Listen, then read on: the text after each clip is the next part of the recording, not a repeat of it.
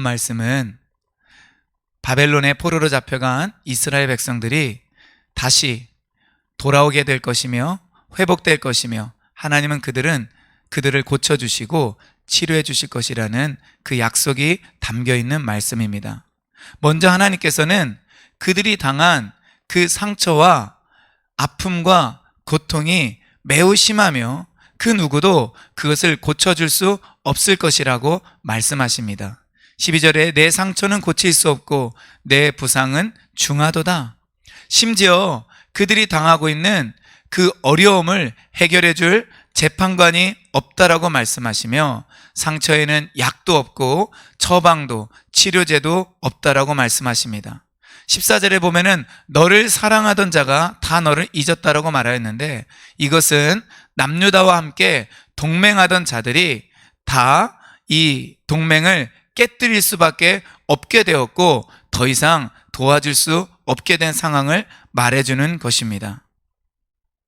그러면서 15절에 너는 어찌하여 내 상처 때문에 부르짖느냐 내 고통이 심하도다 말씀하시면서 그 원인을 말해주고 있습니다. 그 원인이 무엇이냐? 바로 내 죄가 많고 내 악행이 많고 내 죄가 많기 때문이라 라고 이야기를 하고 있습니다. 여러분, 보통 사람들은 저도 그렇고 우리가 어려운 일과 힘든 일을 당하게 되면 하나님을 원망하기가 쉽고 또 사람들과 환경에서 그 원인을 찾으려고 합니다. 그러나 다 그런 것은 아니지만 매우 많은 경우에는 그러한 아픔과 상처와 고통의 원인이 우리에게 악행이 많고 죄가 많기 때문에 일어나는 경우가 대부분이라고 저는 생각합니다. 우리가 짓는 죄가 이런 큰 징계와 아니면은 고난을 가져올 수 있을까 생각할지 모르지만 사실 이 죄는 모든 그 슬픔과 그리고 징계와 고통의 시작이라는 것을 우리는 깨달아야 됩니다. 특별히 이 북이스라엘과 남유다에 있었던 죄들은 하나님의 택한 백성이었음에도 불구하고 하나님을 배반하였고 하나님을 떠났고 하나님께서 주신 율법을 버리고 그 말씀대로 살지 않은 것이었기 때문에 그 악행이 많고 죄가 많다라고 볼 수 있는 것입니다. 그래서 15절에서는 하나님께서 명백하게 말해요. 이스라엘 백성들이 원수에게 붙잡혀가 고난을 당하는 것이지만 내 악행이 많고 내 죄가 허다함으로 내가 이 일을 너에게 행하였느니라. 궁극적으로 이 하나님의 뜻과 계획 가운데서 이 모든 일이 일어난다라고 말씀하십니다. 그러나 이것이 전부가 아닙니다. 만약에 이것이 전부라면 우리는 우리의 죄를 감당할 수 없고 죄 때문에 일어나는 그 형벌을 다 책임질 수 없기 때문에 사람의 삶은 비극 그 자체가 될 것입니다. 인생은 죄의 결과를 받아들이고 죄의 결과에 대한 책임을 지느라 너무나 고통스럽고 아플 수밖에 없을 것입니다. 그러나 하나님께서는 사람을 긍휼히 여겨주시고 그의 택한 백성을 불쌍히 여겨주시기 때문에 그들을 치료해 주려고 결정하십니다. 16절에 보니까 그러나 너를 먹는 모든 자는 잡아먹힐 것이요 내 모든 대적은 사로잡혀 갈 것이라고 말씀하십니다. 문맥을 보면 조금 이상하죠. 이 그러므로가 적절하지 않은 것 같습니다. 왜냐하면 이스라엘 백성들을 괴롭혔던 그 대적들과 원수들이 도리어 잡아먹힐 것이고 그들이 사로잡힐 것이라고 말씀하기 때문에 그렇습니다.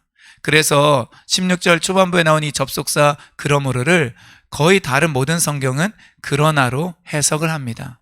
하나님께서 이제 반전을 일으키시고 새 일을 행하신다라는 것입니다. 할렐루야. 그러나 하나님은 바로 이런 놀라운 하나님이십니다. 우리가 비록 죄 가운데서 징계를 당하고 고통을 당한다 할지라도 하나님은 우리에게 그러나라고 말씀하시는 그 시간을 허락해 주신다라는 것입니다.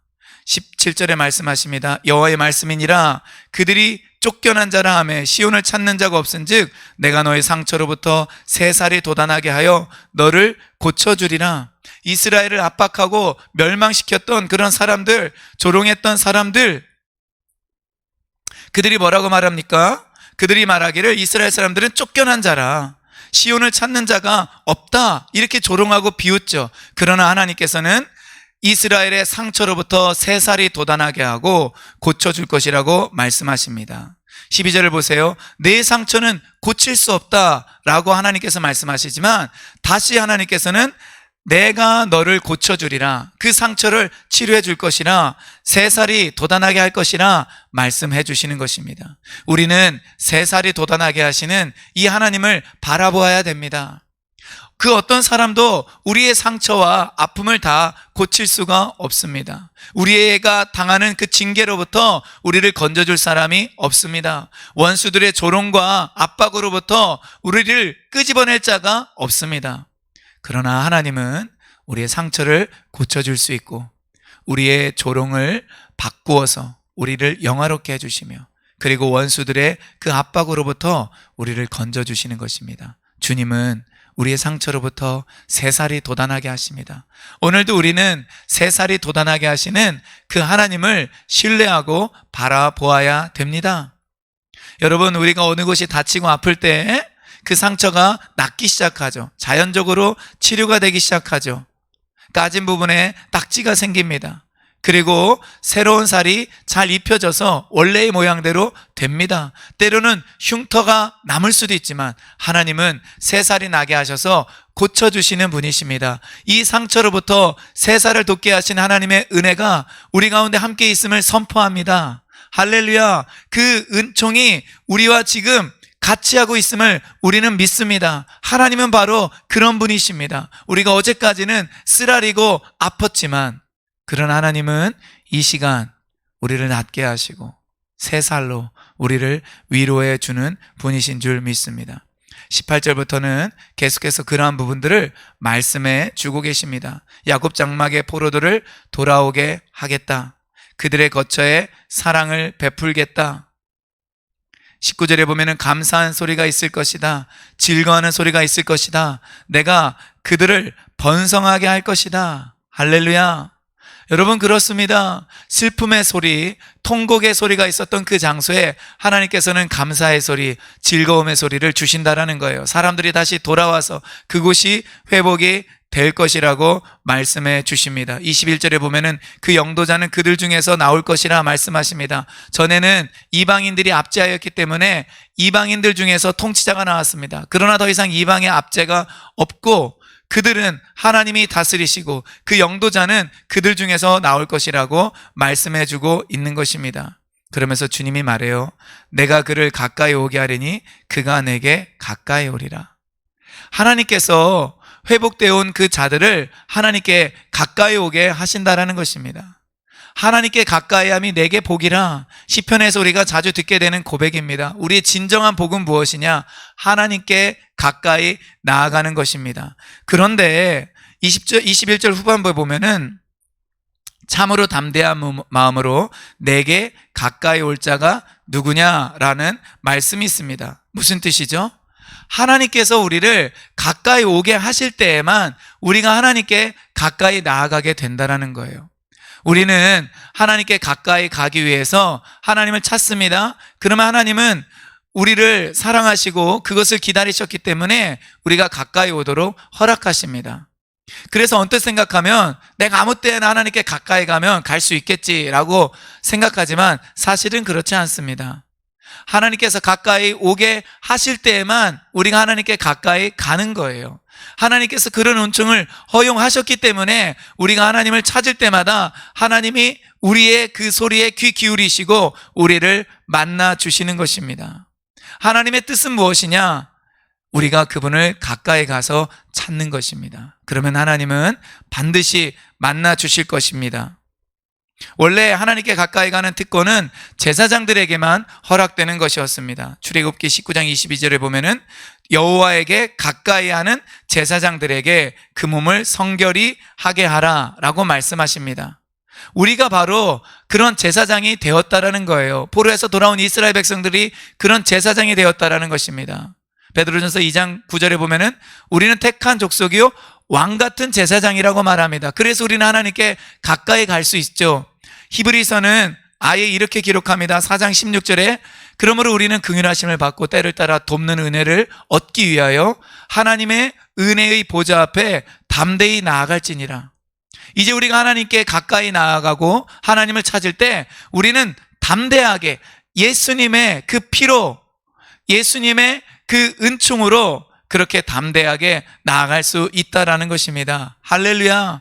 우리는 죄악의 포로에서 붙잡혀서 그 어떤 일도 할 수 없었던, 정말로 고통 가운데 있고 억압 가운데 있는 자였으며 우리는 참으로 비참한 자였습니다. 그러나 하나님께서 우리를 죄의 포로에서 건져주셨죠. 그리고 죄 때문에 겪었던 그 아픔과 슬픔과 우울함과 답답함과 소망이 없음으로 절망할 수밖에 없었던 모든 그 통증과 아픔으로부터 주님은 우리를 치유하시며 새살을 돋게 하셨습니다. 그뿐만 아니라 하나님께서는 우리를 하나님께 가까이 나오게 하셔서 은혜의 보좌 앞에 나아가 우리의 필요를 구하며 하나님을 찾고 하나님의 긍휼을 구하는 자들이 되게 하셨습니다.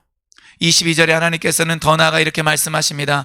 너희는 내 백성이 되겠고 나는 너희들의 하나님이 되리라. 하나님께서 이스라엘 백성들을 출애굽시킬 때 그들과 언약을 맺으면서 주신 이 언약 백성으로 삼은 그 일종의 하나님과 이스라엘 백성들 사이의 관계를 핵심적으로 보여주는 것입니다. 하나님은 그들의 하나님이 되고 이스라엘은 하나님의 백성이 된다라는 거예요. 이것을 하나님께서는 다시 상기시켜주고 있습니다. 그 본래의 관계로 하나님께서 회복시켜 주신다라는 것입니다. 호세아 2장 23절에도 비슷한 말씀이 있습니다. 내가 나를 위하여 그를 이 땅에 심고 긍휼히 여김을 받지 못하였던 자를 긍휼히 여기며 내 백성이 아니었던 자에게 향하여 이르기를 너는 내 백성이라 하리니 그들은 이르기를 주는 내 하나님이시라 하리라 하시니라. 할렐루야. 그렇습니다. 하나님은 우리의 하나님이 되고 우리가 하나님의 백성이 됩니다. 우리는 이 언약 가운데서 하나님의 자녀로 부름을 받은 것입니다. 우리가 새벽 시간에 나누지는 못하지만 예레미야 31장 31절에 보면은 하나님께서 이스라엘 백성들과 새 언약을 맺을 것이다라고 말씀하십니다. 사실 출애굽기를 읽어보면 하나님께서 이스라엘 백성들과 맺은 그 언약은 짐승의 피를 뿌렸습니다. 중재자 모세가 있었습니다. 백성들은 하나님의 율법을 알게 되었고 그 율법을 지킬 것이라고 하나님 앞에 다짐합니다. 그러나 백성들은 그 율법을 언약을 깨뜨리고 말았습니다. 하나님은 그래서 다시 새 언약을 세우기를 원하십니다. 이 새 언약은 예수님에 의해서 이루어지며 예수님이 피를 흘리심으로 성취되는 것입니다. 짐승의 피가 아니라 예수님의 피가 뿌려지는 것입니다. 그리고 하나님의 말씀은 더 이상 돌판에 새겨지는 것이 아니라 하나님의 법은 그들의 생각에 있게 되고 그들의 마음속에 있게 될 것입니다. 이것은 바로 성령님에 의하여 하나님의 그 법이, 하나님의 말씀이 우리 심령 속에 주어지게 되는 것이고 우리가 성령님을 따라 살아가게 될 때 그 말씀이 성취되고 이루어진다라는 것입니다. 할렐루야.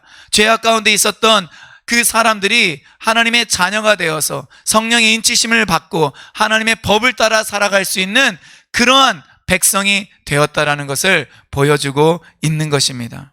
하나님은 이런 놀라운 분이세요. 너희는 내 백성이 되겠고 나는 너희들의 하나님이 되리라.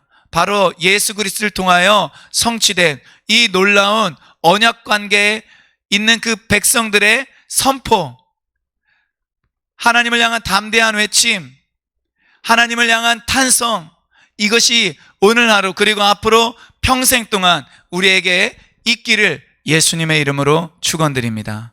기도하겠습니다.